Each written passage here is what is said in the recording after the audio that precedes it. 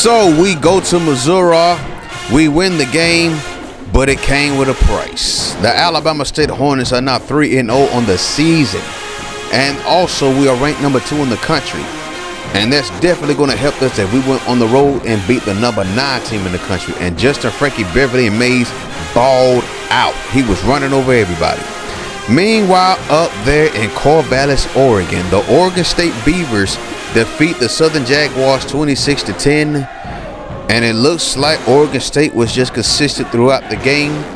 Didn't have to do much. Up there in the Midwest in Cincinnati, Prairie View A&M traveled to play the Bearcats, and it looks like Prairie View had a good first half, but they straight collapsed in the second half. Out there in Champaign, Illinois, Bethune-Cookman lose to the Illinois Fighting Illini. Look at Smith numbers, 347. Good Lord. Out there in Penn State, Happy Valley, whatever the hell they call it, Mississippi Valley State lose 14-35 to the Nittany Lions. And Young had a great game, 292 yards passing, 4 tutties. And Memphis, Tennessee, the Grambling State Tigers take a L. Memphis ended the game in the money quarter, the fourth quarter. 8 receptions for Mayo for 191 and 3 tutties. My goodness. Come on, Grambling. Get that defense right, dog. My goodness.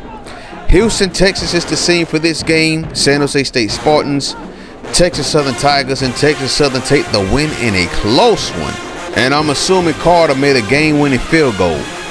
Down in Tallahassee, Florida A&M won by 1 point over the Hampton Pirates.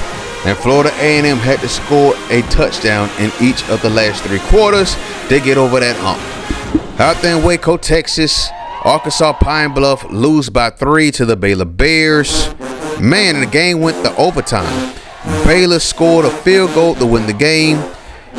Arkansas Pine Bluff just can't catch a break. But it looks like Lee had an excellent game. 180 on 30 carries. Tucson, Arizona, the scene for this game. Alabama A&M gets their first win of the season, straight dominating the game in the second quarter, scoring 21 points in that quarter. The Northwest, Seattle, Washington, the Washington Huskies defeat the Alcorn State Braves 34-31. Smith went absolutely crazy in that game. 34-42, 388, and 4 tutties on them Huskies. But unfortunately, they just could not get the win in the end. Let's go over to the MEAC. Let's go out to Orangeburg, South Carolina. South Carolina State defeat the Pitt Panthers 28-23. They did their damage in the second half. Pitt was up big in the first half. Good job by those Bulldogs from Orangeburg, South Carolina. Looks like an interesting game. Let's go out to Lawrence, Kansas. Them boys from D.C., the Howard Bison, take a L to the Kansas Jayhawks. Howard had 6 tackles, and it looks like a pick 6 in this game. Unfortunately for Howard, they had to do just a little bit more. They lost by 8 points. Over to the next game in Norfolk, Virginia. You got Northwestern in town. They defeat the Norfolk State Spartans 38-17. Dang, man. Hawkins had a good game, though. 15-17. Very efficient. Out there in Greensboro, North Carolina, you got Nebraska in town, and they straight destroyed the North Carolina A&T Aggies. 52-28 is your final score. Rogers threw for over 500 yards and 7 tutties. My God. So we already saw this game. Let's go back and look at Washington stats. 11, 25, and 3 tutties. Glover had a good game, too, on defense.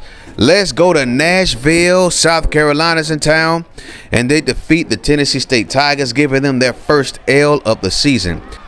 The Gamecocks were very efficient and consistent throughout the game. Silver had a great game. Coleman had a great game. 8 tackles, 6 for loss, and 3 sacks. Too bad the offense couldn't do enough. Dover, Delaware, the scene for this game. Delaware State is off to a very bad start. They scored 21 points in the second quarter, but the Temple Owls were much more consistent throughout the game. But Young for Delaware State played a great game, had a career day. There goes Arizona State. The scene is Tempe, Arizona. Morgan State got destroyed in this game, 63-31. Look at the numbers on Bostic, though, and on Heron. 484, 6 tutties. So that concludes the scores throughout the HBCU world. You see the number You see Justin, Frankie, Beverly, and me, 70 straight wins going all the way back to season 6. And it looks like Miami and Florida State are getting ready to clash.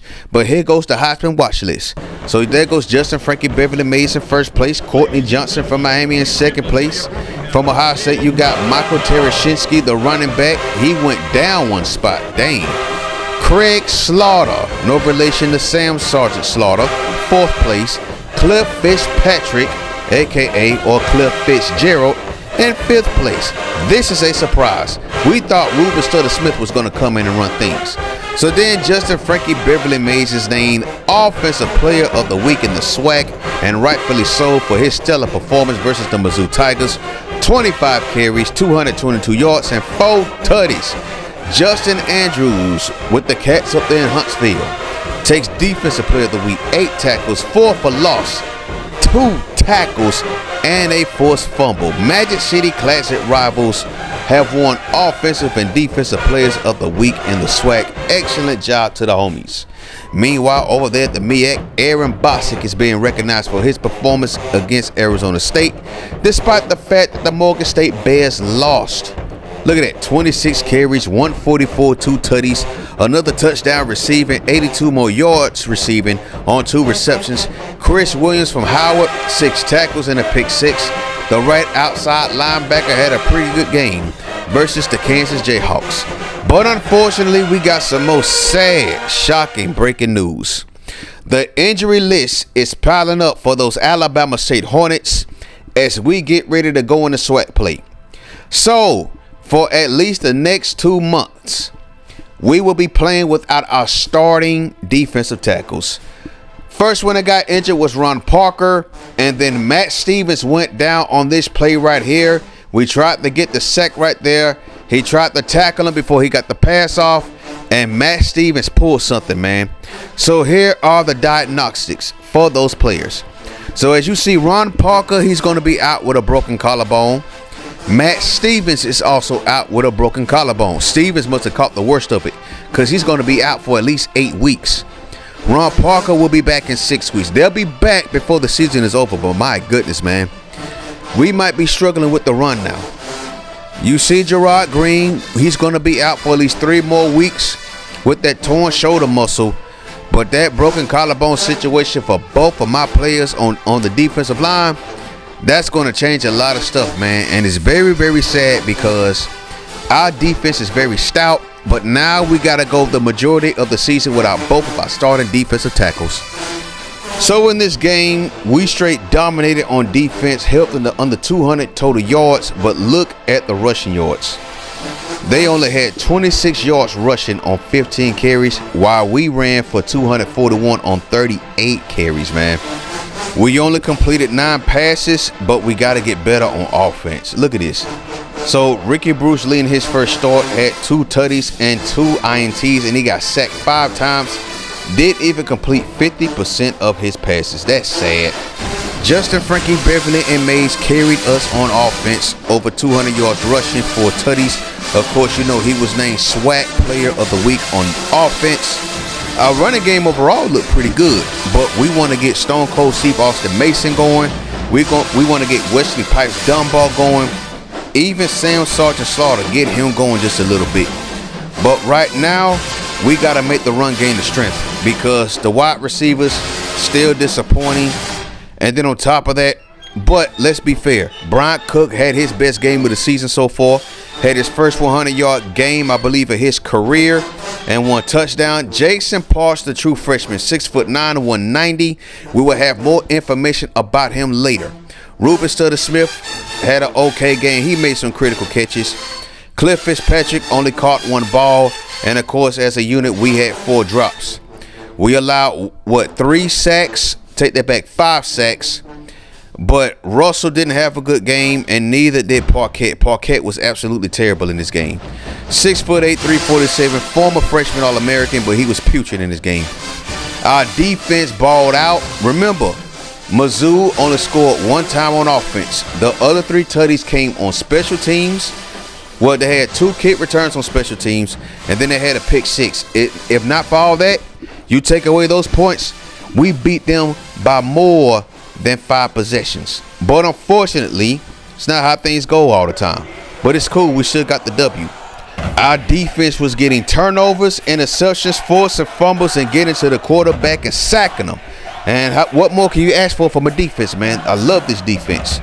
But it's going to be tough the rest of the way on that defensive line. Join us next time. SWAT play begins. Peace.